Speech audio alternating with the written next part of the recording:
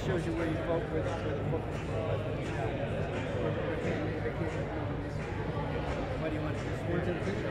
Oh, yeah, I don't know if you can do that. It might not even be possible.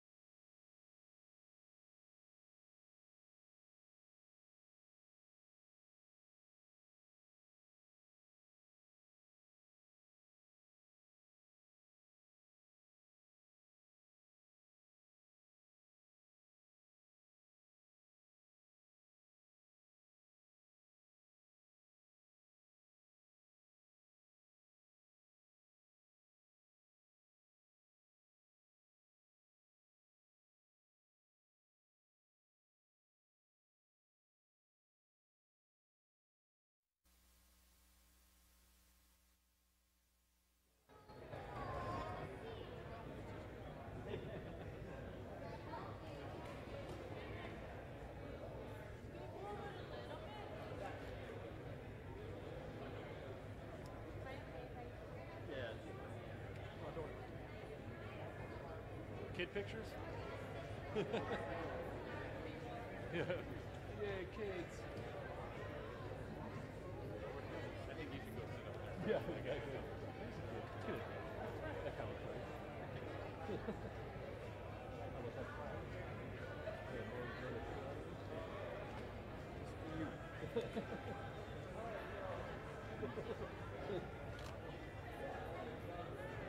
Yeah, dude.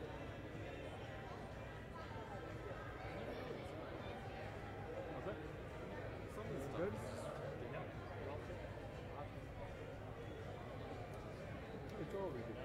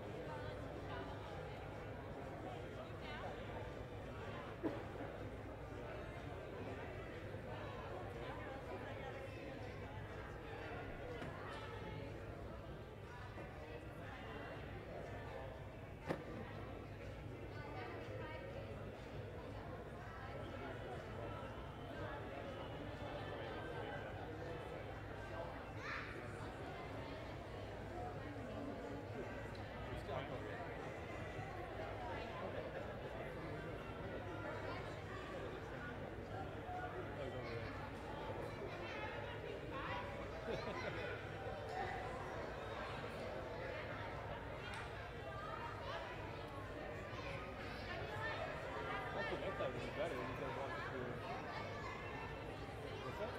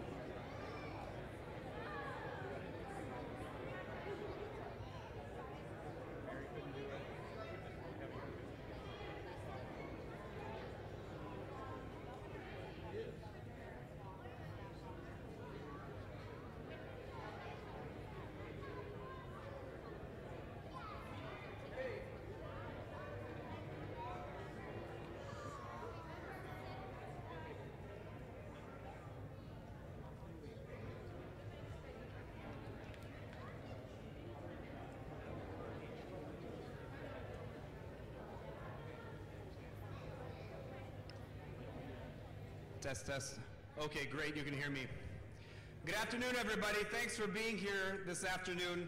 My name is Jason Cry. I'm the Executive Director of Hispanics for School Choice. I'd like to thank you all for joining us this afternoon. Got a few claps for me, that's all right. So it's a really special any day to celebrate school choice, but it's especially special to be at a place like La Casa de Esperanza, which is a hub here in Waukesha, but it's also the spot of one of the newest charter schools in Wisconsin, so we're celebrating that today as well. And here we have some of the beautiful faces. We have a lot of students here. We have parents here. They're really the reason that all of us are involved with promoting school choice, so I'm glad to see them. As well, we have elected officials. We have other allies for these programs. Thank you all for joining us.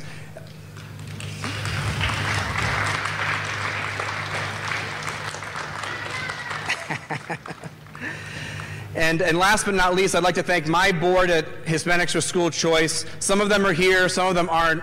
Ivan Gamboa, Nancy Hernandez, Rachel Campos Duffy, Zeus Rodriguez. Zeus Rodriguez is going to take the mic from me here in a few moments once we get rolling. He's the founder of our organization, and he's also our board chair. So he's going to take it the rest of the way, but thank you for joining us. Please scooch in a little bit more, and we're going to get the program started with the governors momentarily.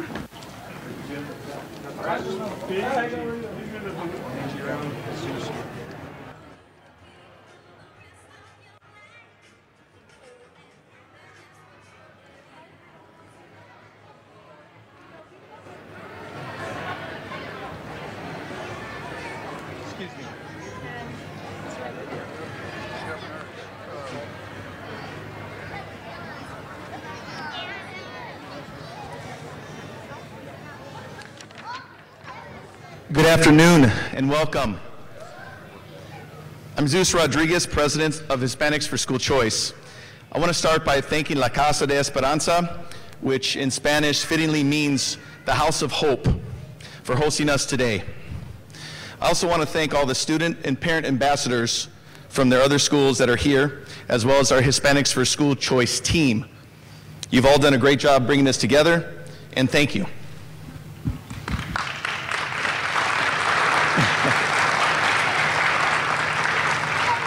I could not be more excited personally. I have the honor of introducing two of my three favorite governors of all time.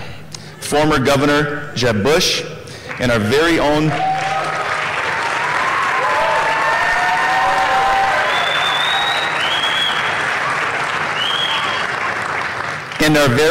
superstar governor from Wisconsin, Scott Walker.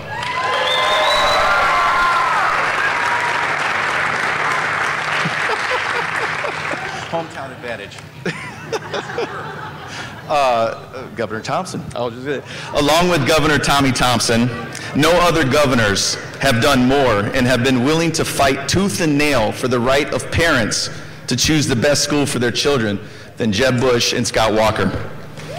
That's right.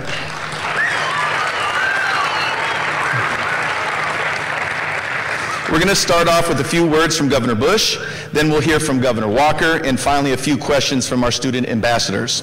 So Jeb and his wife Kalumba live in Miami. They have 3 children and 4 grandchildren.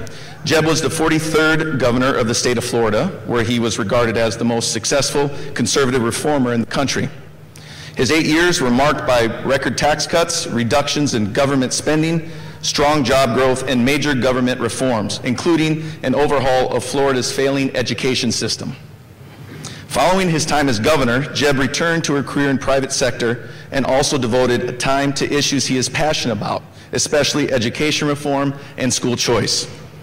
Since launching his candidacy for presidency, Jeb has laid out a vision for how we can reform Washington, D.C., restore America's leadership role in the world, and grow our economy so that everyone has the opportunity to rise up and achieve their dreams. But as everyone here today knows, none of these things can be accomplished without providing our current and future generations of children with a top-notch American education. What everyone here in Wisconsin knows firsthand is that we can't accomplish that goal either without strong state and national leadership to fight on behalf of families. So on behalf of Hispanics for School Choice and everyone else here today, thank you, Governor Walker, and thank you, Governor Bush, for providing that leadership.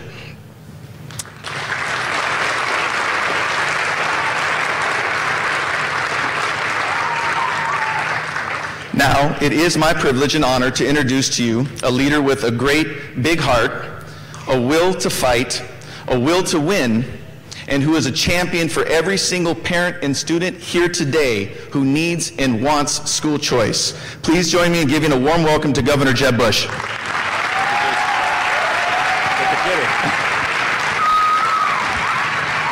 Thank you, Zeus. Woohoo! Yee!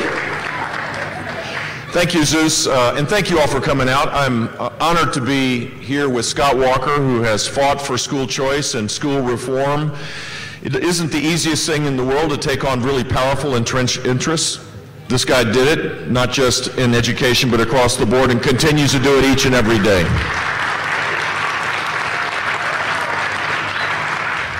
I thought I would tell you 3 quick stories and then pass the baton off to your great governor. In 1998, I was a candidate for governor, and I decided I would do something different. Rather than tell people what I believed about education, I actually wanted to listen first. So I decided I was going to go visit 100 schools, and I liked it so much, I ended up going to 200 and then 260 schools in a 9-month period, not counting summer where the schools are closed. So effectively I was seeing 3 or 4 schools a day. And what I saw was great teachers, principal leaders in many places that were leading, but what it confirmed to me was that the system itself needed to change. I'll never forget going into a lab in the back part of a high school where back then Florida had an 8th grade level high school graduation requirement. Imagine that, Scott, 8th grade. And the kid that was taking the remedial test to prepare for the exit test, that young man, if he missed it, he wasn't going to graduate, could not answer the following question. A baseball game starts at 3, it ends at 4:30, how long is the game? If you think about that, and you think about the tragedy that is likely to unfold if people don't have higher expectations for every child, it broke my heart. And it should break everybody's heart that we have a system where we dumb down expectations to make the adults look better, but the children fail. We're not fooling anybody. If a child can't answer that question, how are they going to be able to go on to college? How are they going to be able to get a job where they can live a life of purpose and meaning? So it validated my belief that we need high expectations and intervene early so that no child in this great country of ours is stuck at that level. Here's my belief. My belief is that life is divinely inspired. It's a gift from God, that people are extraordinary, particularly young people. They're really bright. They start looking less bright when they start acting like the adults. If we believe that children can learn and have high, lofty expectations, they will exceed our expectations each and every day. Second story. This is a story of a young woman I met this last year who was in the education system in Florida. Her name is Denisha Merriweather. Denisha was held back in 3rd grade twice. She was angry. Can you imagine being held back twice? She just didn't, no one ever told her that she was capable of learning, I guess. And the net result was she was on a path to drop out of school at an early age.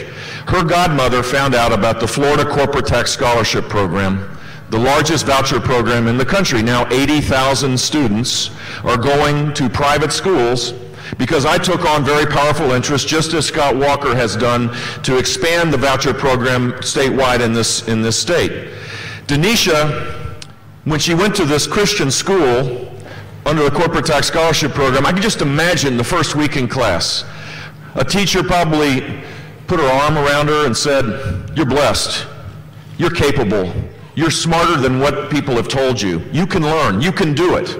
And she overcame the hardship of being held back 2 years in a row and was the first in her family to graduate from college. And now she's getting a master's.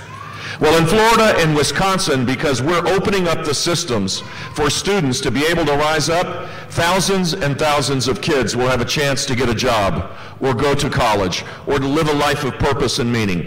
In Wisconsin, kids aren't being told they're not capable of learning. And I believe that is the best path for the entire country. Final story. I have a heart for people that are struggling with disabilities. Because if you believe that life is a gift from God, everybody has a chance to make a contribution. And in Florida, thanks to the work of the president of the Florida Senate, we worked together and we created the first voucher program for the learning disabled. And the story isn't one of that much of a fight. It was a fight. It's, you know, there's challenges all the time. The union didn't like it to begin with. But the simple fact was that we now have 30,000 kids going to private schools with public money with children with learning disabilities. But here's the story that I'm most proud of. That is fantastic for those 30,000 kids. They're told also that they're special and unique, and that the school their parents want to go to is the one that's right for them. But here's the end of the story. Guess what state leads the nation in learning gains for kids with disabilities? Florida. Why would that be? Quite simply, when you empower parents, giving them the power to choose, everybody gets better, because they're now having to compete for your dollars. Parent power is what this should be about. We should respect and trust parents that they love their children with their heart and soul, and that they make the right decisions for their families.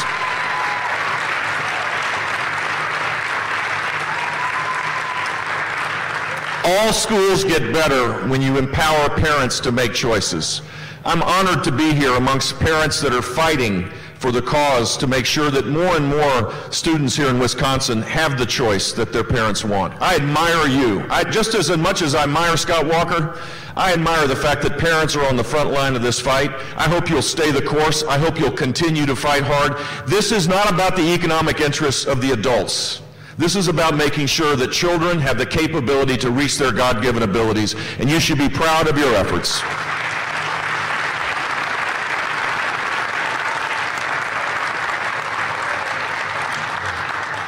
unas palabritas en español. Ustedes hablan español, ¿verdad? De vez en cuando les dejan hablar español en la casa, ¿no? A todos que hablan español, yo también lo hago, y lo hago con orgullo. Lo hago porque mi esposa Columba es de León, Guanajuato, México. Un ciudadano de este país, pero orgullosa de su herencia.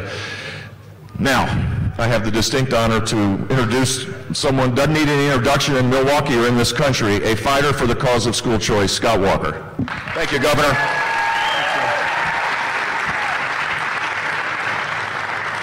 Well, thanks, Governor Bush, not just for introducing me, and thanks for being here, but thank you for being such a great leader in Florida, not just for the state of Florida, for people across this country. Some of you may notice, others may not, but we looked, as did many other governors that were elected in 2010, at what happened in Florida, because there was a transformation, and we appreciate that leadership. I'm so glad to see all the students here. I was with some of the students here at the charter school here, the brand new one, La Casa Esperanza, and you were so good to give me a nice banner. I still have the banner. I know there are students from all different schools here, but I still have the banner that says welcome and thank you. We appreciate that. Although I had to laugh that day, I don't know if you remember, but one of the handprints that was on it, somebody had put their hand in a whole lot of paint and it was still wet, and I was just waiting for that to get on the red, beautiful sweaters there, but it didn't. But it's great to be back. And I want to tell you, I'm here to tell, not all of you, but particularly to tell Governor Bush not only thanks, but to tell him a little bit about some of the great things that are happening here in Wisconsin. And I'll too tell you just a story or two real briefly. When I think about the students I see here, I see students from charter schools, I see students from choice schools through vouchers, I see some families from traditional public schools here as well. And that's all right, because that's what this is all about. It's about giving families, giving parents as many great choices for their sons and daughters as possible. I have two sons. One is with me here. Alex is a junior at the University of Wisconsin in Madison. My other son goes to school in Milwaukee at Marquette University. One is a public school, one is a private school.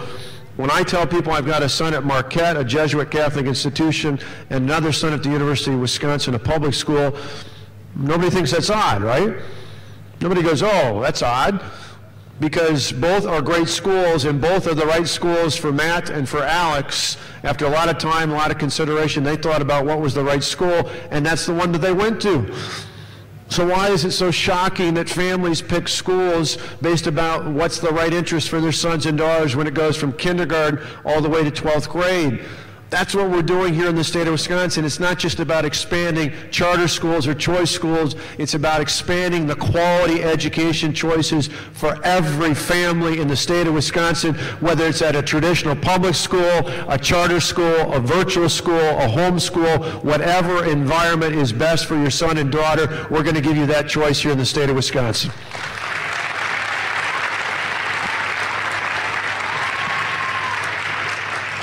And we're interested in that not only in Wisconsin, we want to have that happen not only in Wisconsin and Florida, but all across the country.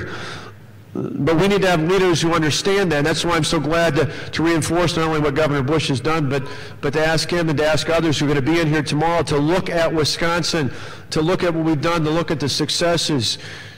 Governor Bush and I laughed and smiled when Zeus said we were two of his three favorite governors. We were kind of curious leaning in to hear who the third was. And no surprise here in Wisconsin, it was Tommy Thompson. Because Tommy Thompson, in many ways, is the godfather of school choice, not just here in Wisconsin, but across America.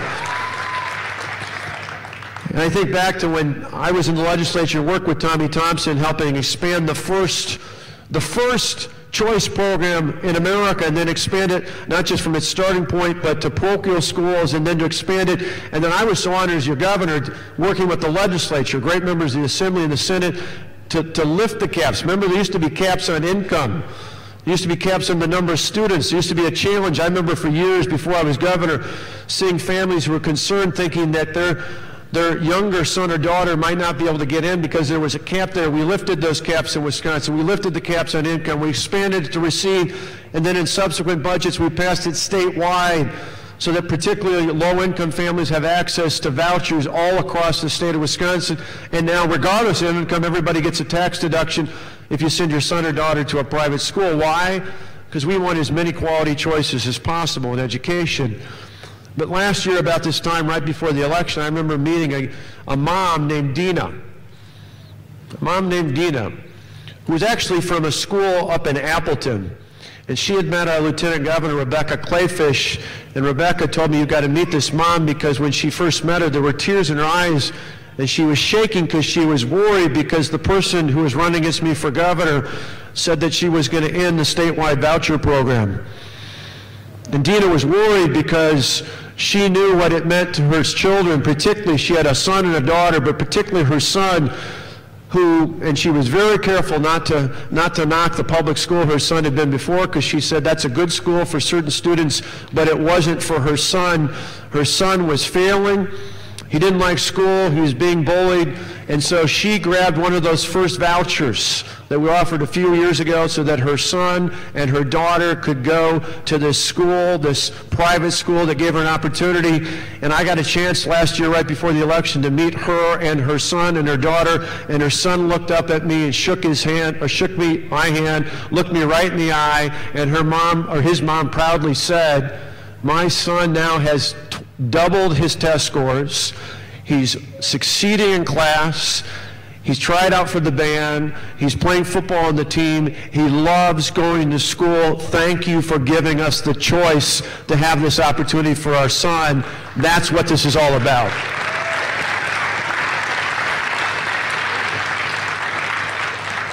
You see, we want to give every family the choice that is right for your sons and daughters so that they can succeed. They can succeed like the young people here are going to do, just those starting up and the high schoolers that are here.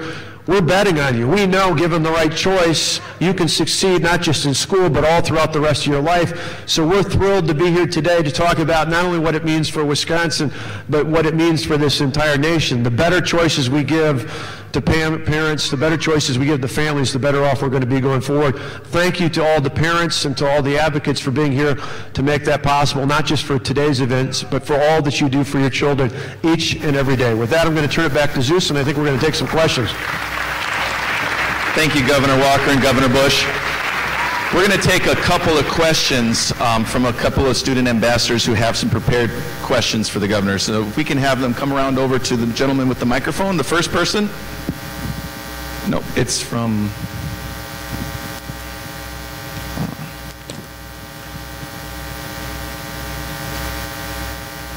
Hello, Governor Bush. My name is Demarius Clay for St. Marcus Lutheran School. My question is, high school graduation rates for black students are too low, and how would you address that problem? So it's a great question. I think high school graduation rates are too low for everybody, for starters. I think we ought to have as an aspirational goal that every child graduate. Doesn't mean that every child needs to go to college, but they need to be college or career ready. So how would we do that? Well, I think if we were starting from scratch, we wouldn't have 13,000 monopolies as the governance model for education. We would empower parents to make more choices. We would have higher expectations, so that when you graduated from 12th grade, you actually had a 12th grade level understanding of math and reading most particularly. High standards with real assessments, with real accountability, where you're intervening early because you actually assess to know where students are, is the way you deal with the gaps that begin to grow and grow. I bet you've met no kids that are smart, but because there hasn't been any kind of intervention, the gap gets so big that they lose hope, that they don't think they can make it. You know, if you're an 8th grade reader in 11th grade, basically it's really hard to catch up 4 years in a year. So intervention early to make sure that every child can read by 3rd grade. In Florida, we eliminated this idea of social promotion, that 3rd graders graduating, going on to 4th grade without being able to read is okay. Well, it isn't. It's not okay at all. It's horrible. If you can't read by 4th grade, you're not going to be able to do math and science and history, right? So we intervene early We have more 4-year-olds going to literacy-based pre-K programs than any state in the country, and we have a gate in 3rd grade that's a serious gate. You cannot get through it unless you're better than a functionally illiterate reader. So if you intervene early, you have high expectations, you can see graduation rates soar. And that's what Florida has done, and I bet you that's what Wisconsin's doing as well. The final thing that I think is important is to make sure that college is affordable as well. If you're in high school and you don't see a link, a connection to what you're doing in the classroom and what the next step is, you're not going to be as motivated.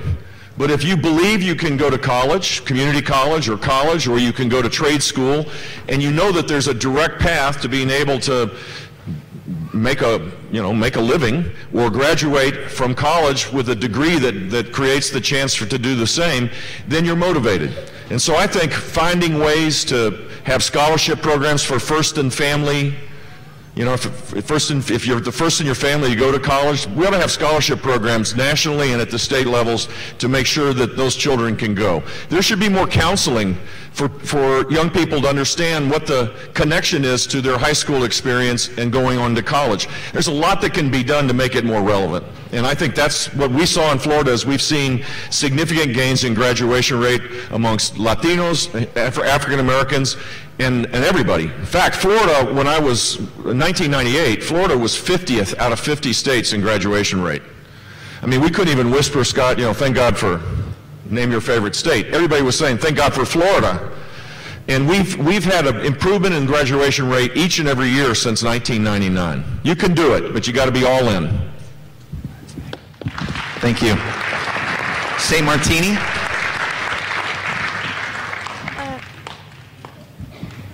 My name's Ingrid. I have a question for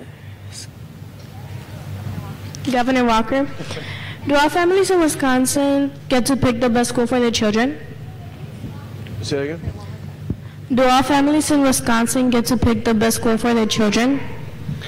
Well, it's a great question, and part of the reason why we expanded school choice options throughout the state was to make sure that not only in Milwaukee and Racine, but in all the other communities across the state, there'd be an option, and it grows every year. So right now it starts income-based, but our goal is to lift it over time so that every family can find out whether it's at a traditional public school, where many families choose to go, whether it's at a charter school, whether it's at a choice school through a voucher, or for that matter, whether it's through a virtual school environment, or even for some parents through homeschool environment. We want to make sure that every family in the state has access to a great education, and by expanding the vouchers, we allow that to happen. Great question. Thank you. Hope Christian School. Hey, my name is Leon Johnson, and I'm a senior at Hope Christian High School. And I was wondering, how will you work to ensure every student in our country has a choice of a great school like Hope Christian Schools? Let's go first. This is for both of you. I'll pass it. I'll start and then lead it up to Governor Bush. But Governor Bush, it actually leads into what you said in your answer before, because Hope is one of the schools I was mentioned before where this will be the 5th graduating class, if I'm right? 5th graduating class in a row where every one of the graduating seniors is going on to college, be it a 2 or a 4 year.